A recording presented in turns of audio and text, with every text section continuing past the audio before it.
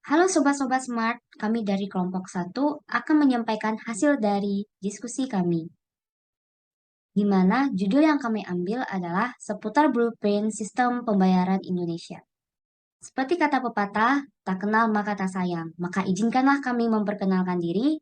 Yang pertama, Vera Elizabeth, yang kedua, Dian Indah Lestari, yang ketiga, saya sendiri, Febria Hasna ini, dan yang keempat, Afra Tiwi Handayani, yang kelima, Carolina Dwita Natalia, dan terakhir, Salma Helio Fariusa Chen. Baiklah, adapun list dari konten hasil dari diskusi kami yang pertama yaitu latar belakang, yang kedua visi sistem pembayaran Indonesia tahun 2025, dan yang ketiga 5 inisiatif blueprint sistem pembayaran Indonesia tahun 2025, dan yang keempat peluang dan tantangan. Seperti yang kita ketahui bahwa penduduk Indonesia sekarang di semester 1 ini mencapai 275.361.267 jiwa. Yang kita ketahui bahwa 91,3 juta itu unbanked dan yang 62,9 juta itu adalah UMKM. Kita ketahui unbanked itu berarti masyarakat Indonesia masih ada yang belum memiliki akun bank. Seperti yang kita ketahui juga bahwa di Indonesia terdiri dari dua sektor. Yang pertama sektor finansial, yang kedua sektor real. Sektor finansial terbagi dari menjadi beberapa jenis. Yang pertama dari segi lembaga keuangan yang kita ketahui seperti OJK atau Otoritas Jasa Keuangan.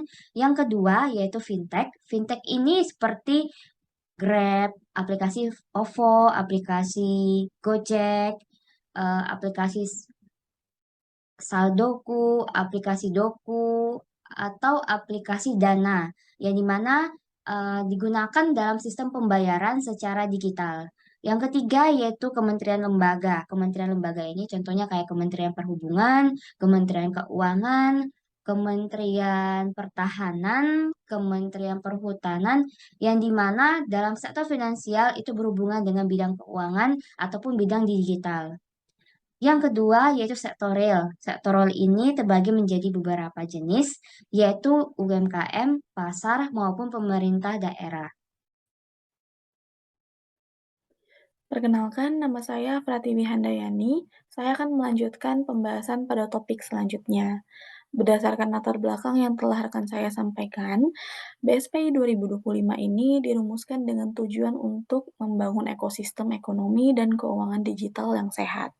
Arah kebijakan jangka panjang yang dibuat oleh Bank Indonesia terkait hal ini meliputi 5 visi.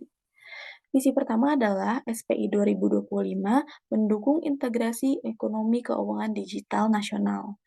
Peran Bank Indonesia adalah memastikan ketersediaan infrastruktur bagi masyarakat dan juga dunia usaha yang selaras dengan tuntutan era digital, yaitu cepat, aman, dan juga murah.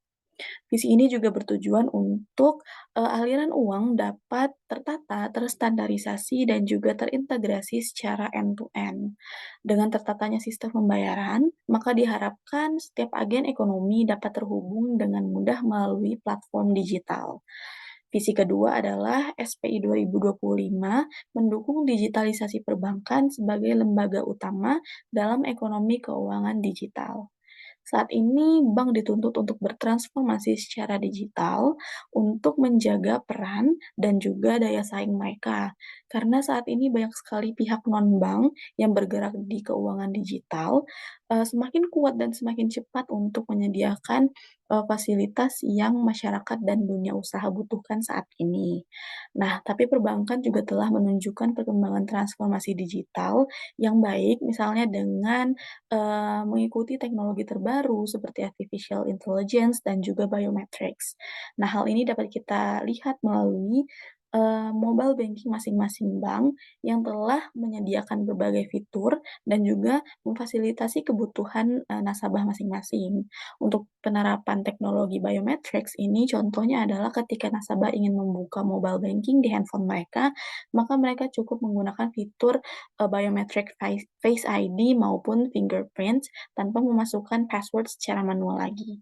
Untuk 3 visi selanjutnya akan dijelaskan oleh rekan saya. Terima kasih. Selanjutnya, saya Vera Elizabeth akan melanjutkan menjelaskan tentang visi sistem pembayaran Indonesia untuk poin 3, 4, dan juga 5. Untuk poin ketiga, menjamin terbentuknya interlink antara fintech dan juga perbankan. Gambaran masa depan industri keuangan ini merupakan interlink antara bank dan juga fintech. Namun, interlink tersebut itu akan terjadi apabila masing-masing pihak itu bersedia membuka data nasabahnya melalui teknologi API. Namun, teknologi ini bukan semerta-merta data nasabah itu dibiarkan disebarkan begitu saja.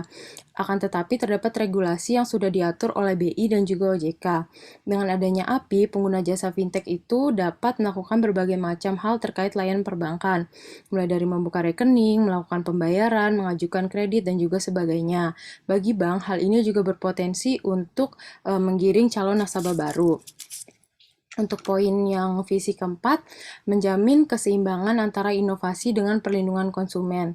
Dengan adanya teknologi digital, transaksi ini dapat berlangsung tanpa adanya tatap muka fisik antara pelaku jasa keuangan dengan nasabah.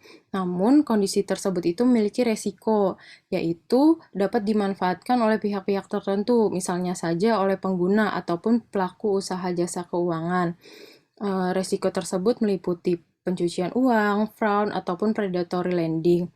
Atas persoalan tersebut, diterapkanlah RegTech dan juga SupTech yang diharapkan dapat menjadi solusi pengawasan bagi fintech. Sebagai contoh penerapan RegTech yaitu EKYC. Dengan EKYC ini dapat diketahui identitas nasabah serta dapat memantau transaksi nasabah termasuk pelaporan atas transaksi nasabah yang mencurigakan. Untuk selanjutnya yang poin kelima, menjamin kepentingan nasional dalam ekonomi keuangan digital antar negara. Visi ini bertujuan agar terciptanya implementasi dari prinsip keterbukaan ekonomi di area sistem pembayaran berdasarkan asas resiprokabilitas.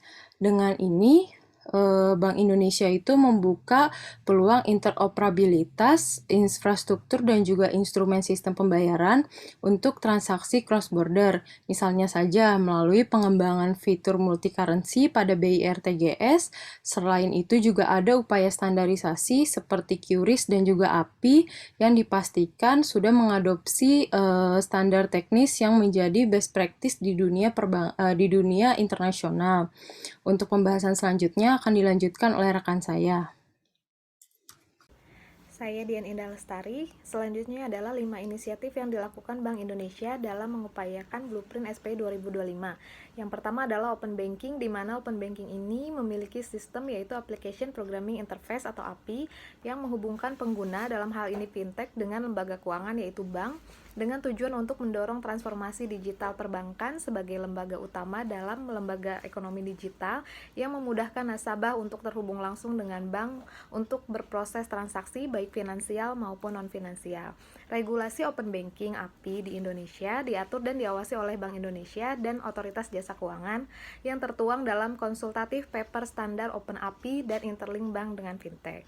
Selanjutnya, inisiatif yang kedua adalah sistem pembayaran retail. Inisiatif kedua BSPI 2025 ini mengarah pada modernisasi infrastruktur sistem pembayaran retail yang lebih efisien dan aman dengan memanfaatkan teknologi terkini. Bank Indonesia terus mendorong akselerasi digitalisasi ekonomi dan keuangan nasional melalui pengembangan infrastruktur sistem pembayaran retail seketika dan tersedia sepanjang waktu, yaitu BIFAST. Selain BIFAST, yang sudah kita sama-sama rasakan manfaatnya hingga kini adalah QRIS.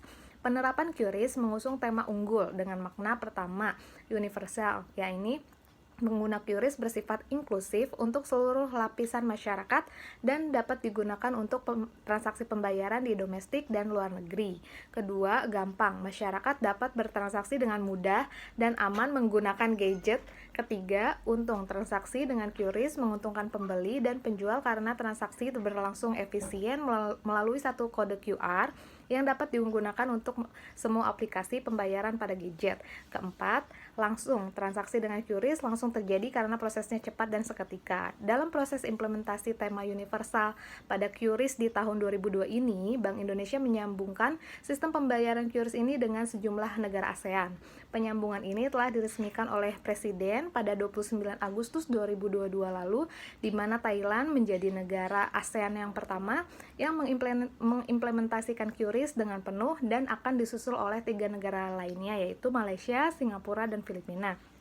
Langkah ini merupakan tindak lanjut untuk menyambungkan sistem pembayaran Indonesia ke dunia dan mendukung ekonomi keuangan digital secara nasional. Perkenalkan, nama saya Carolina Dulta Natalia. Saya akan melanjutkan penjelasan mengenai inisiatif sistem pembayaran 2025. Inisiatif yang ketiga yaitu infrastruktur pasar modal. Salah satu karakteristik pasar keuangan yang dalam adalah ketersediaan infrastruktur pasar keuangan yang mampu mendorong efisiensi, baik itu kualitas, kapasitas, dan keandalan BI RTGS, BI SSSS, dan juga BI ITP di Indonesia ini masih bisa lebih diperkuat lagi.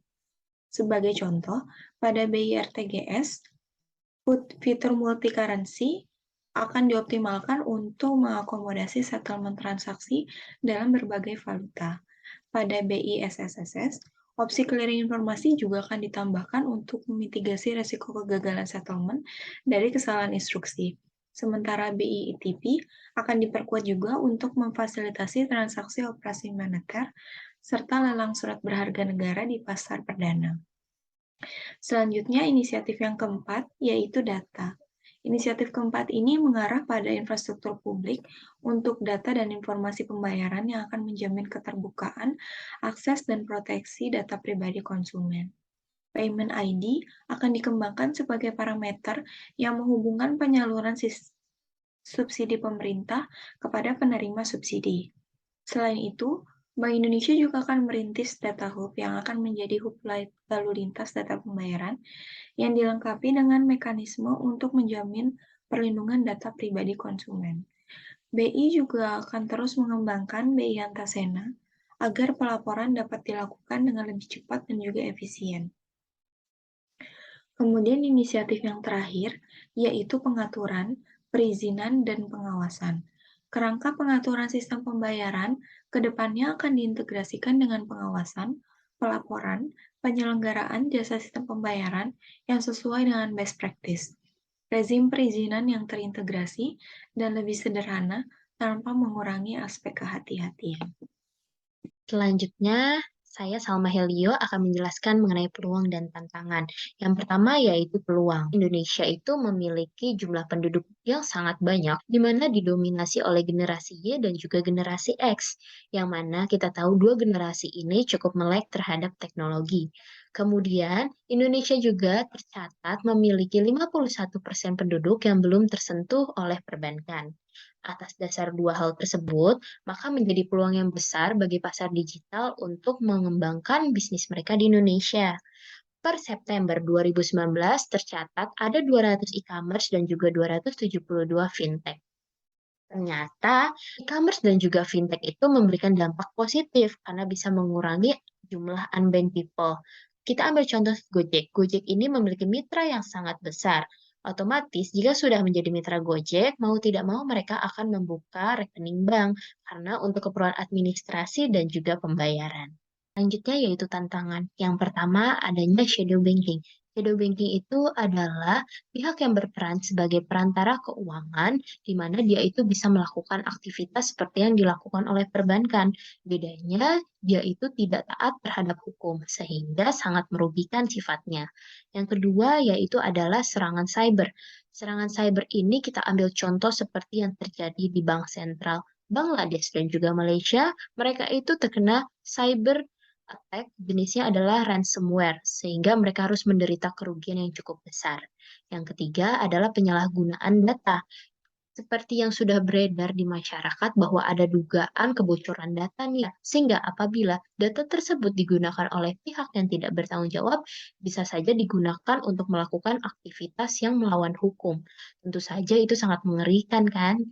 Kemudian tantangan yang keempat yaitu adalah resiko pencucian uang dan juga pendanaan teroris. Hal ini dipicu karena adanya aset virtual yang menggunakan karakter anonim dan transaksinya itu tidak transparan. Risiko yang terakhir adalah dominasi produk impor. Karena sekarang produk itu bisa masuk ke dalam Indonesia dengan sangat mudah melalui e-commerce, apalagi biayanya itu sangat terjangkau seperti produk dari Cina, sehingga menyebabkan produk lokal itu semakin tergerus. Sekian presentasi dari kelompok kami, terima kasih.